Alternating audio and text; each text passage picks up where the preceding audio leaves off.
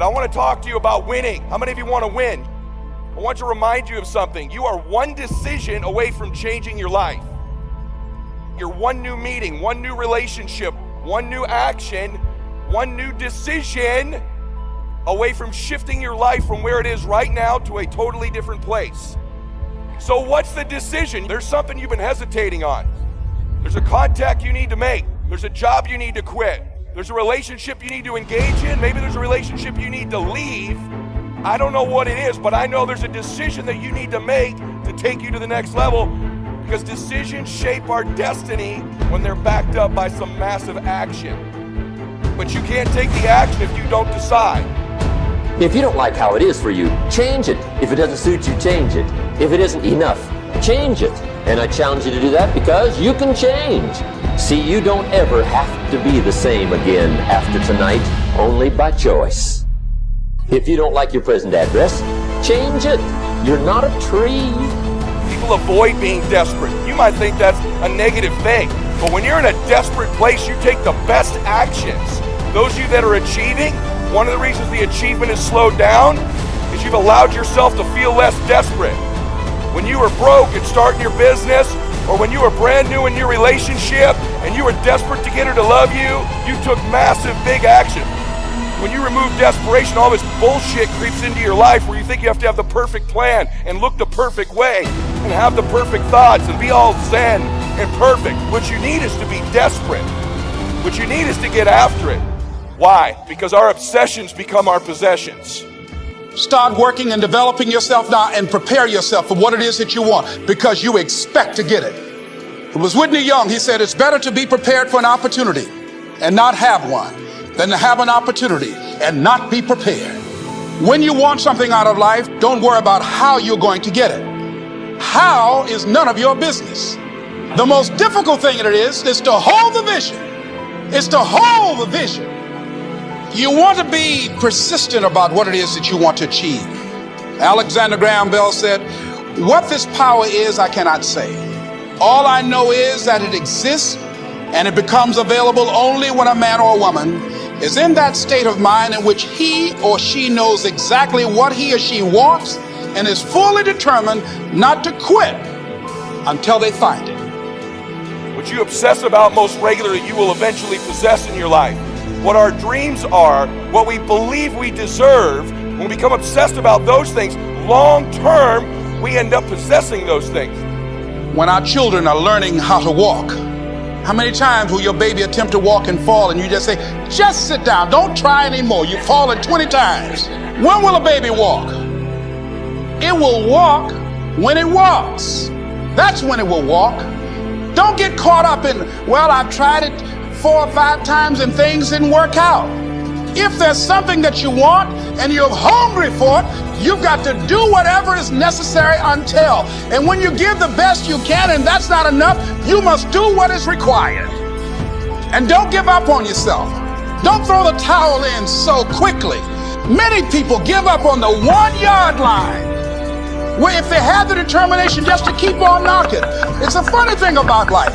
If you're home one day and someone is knocking on the door and you say, I don't want to be bothered today. And if that person just keep on knocking, say, can you believe that fool's still knocking? Pretty soon you say, what is it? What do you want? And that's how you've got to be about your dream. Some people, well, I guess ain't nobody home. I knocked on the door, but nobody came. Oh, no. See, life is not just that simple. It's not that cut and dry. And that's why most people never realize their personal greatness, because they're casual about life. And when you are casual about life, you will end up a casualty. So I encourage you to be persistent. The external results of our life, in order to replace ourselves with the next best version, requires intention, requires obsession, requires desperation. So it's not unnatural to change. Your friends that think you're crazy to have started your business or come to a seminar or spend money you don't have, they're the crazy ones. It's unnatural to be the same person you are right now next year. The 35-year-old you should be gone next year forever, and there should be a brand new, better 36-year-old. You You should constantly be replacing yourself, just like your bones do, just like your cells do. It's natural to be replacing ourselves, but we're around people who aren't, so we think it's natural not to. Your identity is the thoughts, concepts, and beliefs that you hold to be most true about yourself. Here's how it works. This is how life works. I can teach you all of the mechanics of winning, but winning is about 75% psychology, about 25% mechanics. If you can't get the psychology part right, you can do all the actions perfectly and still not produce the results you want. Here's why. Your identity is like a thermostat setting for your entire life. It's not the external things that enter our lives that dictate what our life is like. You have a thermostat setting for your relationships, for your faith, for your money, for your body, for your business. And what's happened to you over and over again, you're a 75-degreer, let's say, in business, and you start to get it going. It's going better than it's ever gone before. The results are incredible. And then all of a sudden, 90 days later, you've cooled your life back down to 75 degrees again. In your body, and you got in shape, you started eating good, you were working out, you're a 90, 95-degree body. 90 days later, you cooled it back down to 75 again. This regulates everything in our life. You can't exceed your identity long term, it'll never happen. This is why people's lives yo-yo up and down, because they always work on the external mechanics and not the internal identity of their lives. And this governs your happiness, your peace, your fitness, your money. I'm standing up here because I'm great at adjusting my thermostat setting. There's a misnomer in the world that, man, for a lot of competitive people, drivers are like, hey, if I enjoy myself right now, I'm going to lose all my drive. I'm just going to delay my happiness. Once I get that relationship, then I'll let myself be happy. Once I have the house, then I'll be happy. Once I have the car, then I'll be happy. The problem is you have to bring you to all those places. And people think if I let myself enjoy my life right now, I might lose my edge. In fact, if you don't enjoy the victories as you go, your brain doesn't produce any dopamine, and you actually lose the desire to continue to perform. There's a direct correlation between celebrating your wins and wanting to do more of them. You got to quit negotiating the price.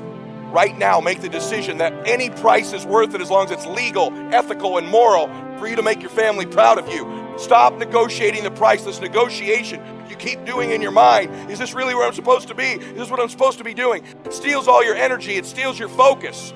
That know those babies of yours, your parents. Guess what? They're worth the sacrifice. I don't know whether or not you're going to live, but I know for sure you're going to die. And I don't know whether or not you're going to live before you die. Most of us are not living because we're so worried about what everybody thinks about us, or maybe what we don't feel about ourselves. Let me say something to you real clear. If you spend the rest of your life worrying about what everybody thinks about you, someday you'll never have to worry about it again, because when you die, nobody will remember you were here. Live your dream. Worry about the people you love. And by the way, I know some of the very people you're doing it for are the ones not supporting you. They're the ones telling you to quit. Just do it anyway. I don't want you to have that happen at the end of your life, where all these things you were capable of, all the possibilities, all the moments, all the travel, all the trips, none of it happens because you won't fight for your family. You won't get obsessed for what you want. You won't transfer energy to people. You won't work on your identity. All that's on the line is your dadgum life. That's all, just your life. That's all we're talking about here is just you, your precious soul, who's enough, who can do whatever he or she ever dreamed of. If they'll just start believing it, if they'll start taking massive action, you were born to do something magic in small ways and big ways. Maybe it's not going to be millions of dollars. Maybe it's going to be one person you inspire with your story, what you overcome. With one person can change the world. And I know how great you are. I know what you're capable of. I know this, your dream's going to be tattered all the time. Sometimes you just got to hold it together with hope. I don't know what you got to hold it together with, but here's what I know about you last. You were born to do something special with your life. You're not invisible. You're loved. You're believed in. You came here with a purpose.